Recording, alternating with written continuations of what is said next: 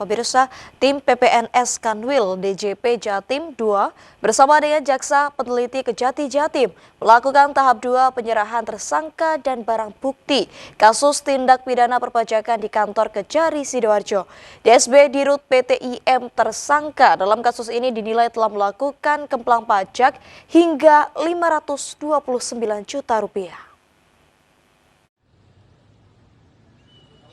Bertempat di kantor Kejari Sidoarjo, tepatnya di ruang pemeriksaan Pitsus, DSB Direktur PT IM perusahaan yang melakukan kegiatan usaha dalam bidang perdagangan besar berbagai macam barang, akhirnya dilakukan penyerahan tahap 2.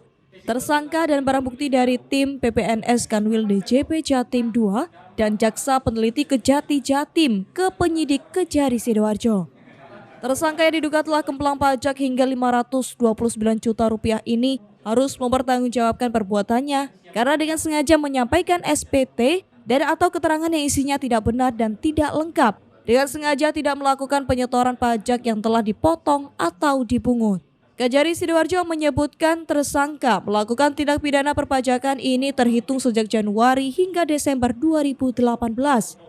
Akibat pembuatannya, tersangka disangkakan melanggar pasal 39 ayat 1 huruf D dan I Undang-Undang terkait tindak pidana perpajakan. Hari ini Rabu tanggal 18 September 2024, penyidik dari PPNS DJP Jawa Timur 2 bersama-sama dengan Jaksa Peneliti pada Kejaksaan Tinggi Jawa Timur melaksanakan tahap 2 perkara pajak, yaitu penyerahan tersangka inisialnya DSB serta barang bukti ke Kejaksaan Negeri Sidoarjo.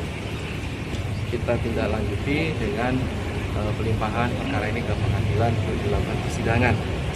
Bahwa tersangka DSB ini merupakan salah satu direktur PT IM.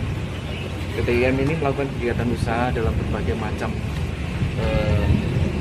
perdagangan besar barang.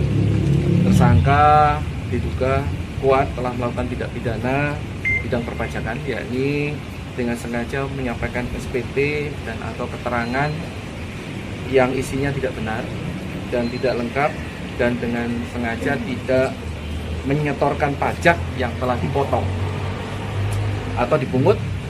Tindak pidana yang terjadi di lokasi usaha PT IM dan dilakukan pada masa pajak Januari sampai dengan Desember 2018. Dalam kasus ini, tersangka diancam pidana penjara hingga 6 tahun penjara dan denda paling sedikit 2 kali jumlah pajak terutang. Yang dilakukan oleh PT IM tadi yaitu telah melakukan barang kena pajak dan atau jasa kena pajak berupa sirtu, Bapak Ibu, kemudian menerbitkan faktur pajak dan atau memungut PPN dari PT PLU, PT WK, PT WBB dan PNJ KSO, namun PPN yang dipungut tidak disetorkan ke negara. Segera pasca pelimpahan tahap kedua ini, Jaksa Kejari Sidoarjo akan menyusun dakwaan agar tersangka bisa segera diproses di ranah persidangan di pengadilan negeri setempat. Dari Sidoarjo, Jawa Timur, Rohit Han melaporkan.